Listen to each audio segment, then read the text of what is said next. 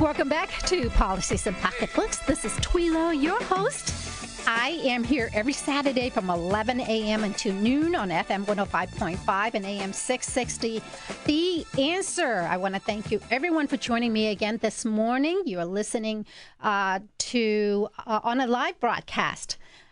You could always streaming live this conversation at theanswerorlando.com, or you can tune in my weekly radio station from anywhere, or program from anywhere, by downloading our app, AM 660 The Answer Orlando, on your smart device. Don't forget to follow me on Twitter, like me on Facebook at Thuy Lowe. That is THUYLOWE. I have a great guest on the line with me. His name is Thomas Dilorenzo. He is a professor of economics at Loyola University in Maryland, and he's a senior fellow at Ludwig von Mises Institute.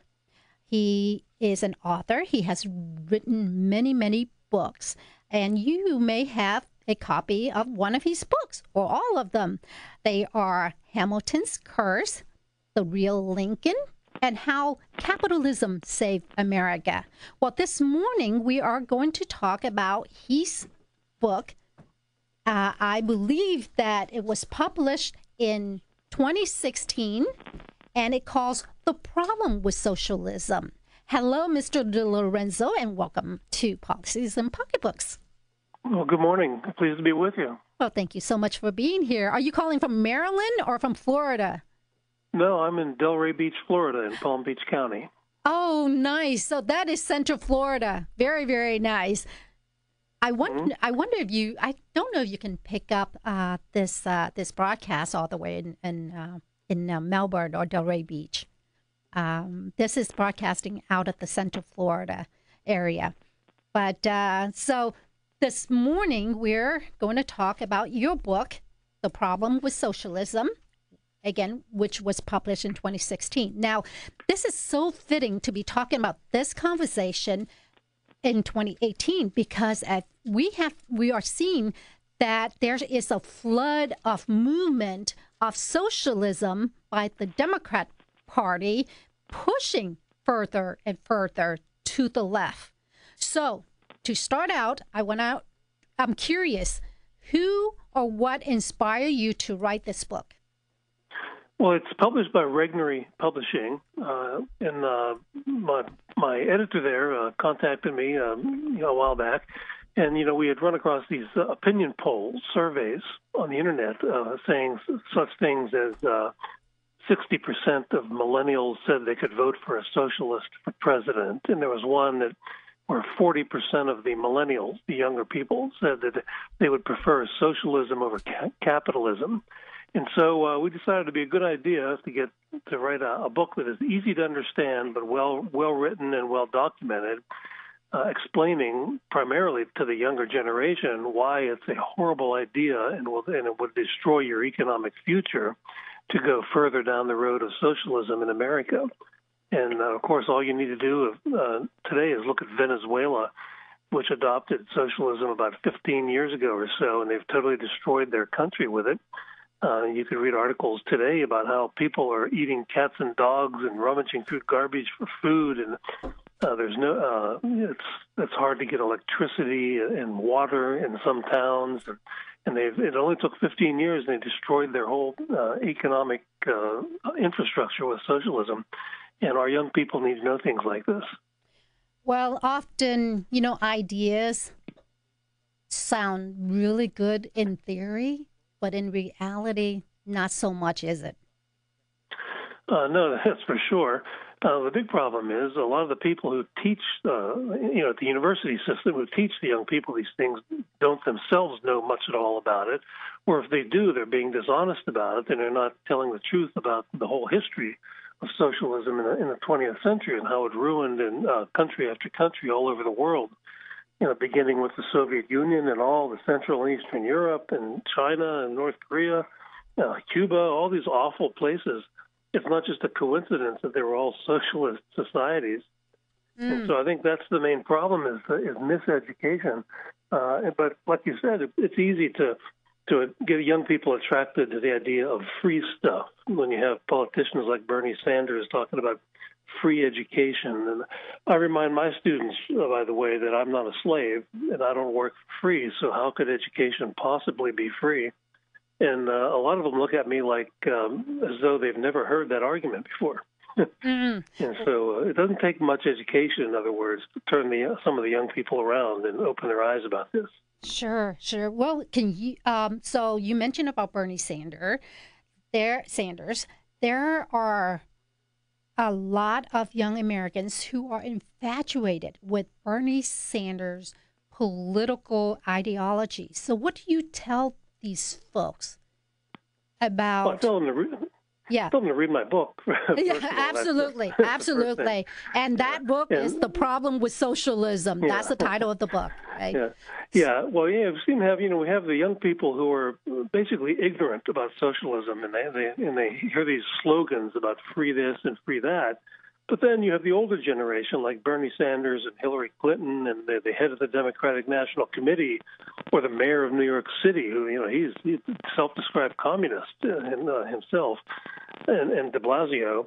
And so I think with the older generation, the mask is finally off. They've always been socialists. They just call themselves different things. They call themselves liberals or progressives or economic Democrat or something like that, social justice. They use all these euphemisms, but they're socialists. But now I think in their older age, they finally said, what the heck, I'm going to take the mask off and just tell it like it is. When Hillary Clinton was running for president, she was interviewed by on one of the networks, and she was asked, is there a difference between a Democrat and a socialist? And she didn't answer. She didn't say no, yes, or anything else. She just kind of smiled and laughed. And that told me that her answer was, well, no, there is no difference today. Well, yes. Well, she knows better, right? She knows better. Yeah. I think. Yes. Yes. So can you share with our listeners quickly the difference between capitalism and socialism? Well, capitalism is a system based on peaceful voluntary exchange in markets where prices of things are determined by buyers and sellers. In other words, supply and demand in the marketplace. And socialism is basically a system whereby all economic decisions are determined by politicians. And if you read the website of Democratic Socialists of America, for example, they advocate the politicization of every aspect of your life. And so every aspect of your life, from health care to where you're buried when you're dead, will be determined by some committee of local political hacks. And then, of course, all the big decisions, such as how much of your income you can keep from your paycheck, will be made by the political hacks at the national level, who adjust the income tax rate.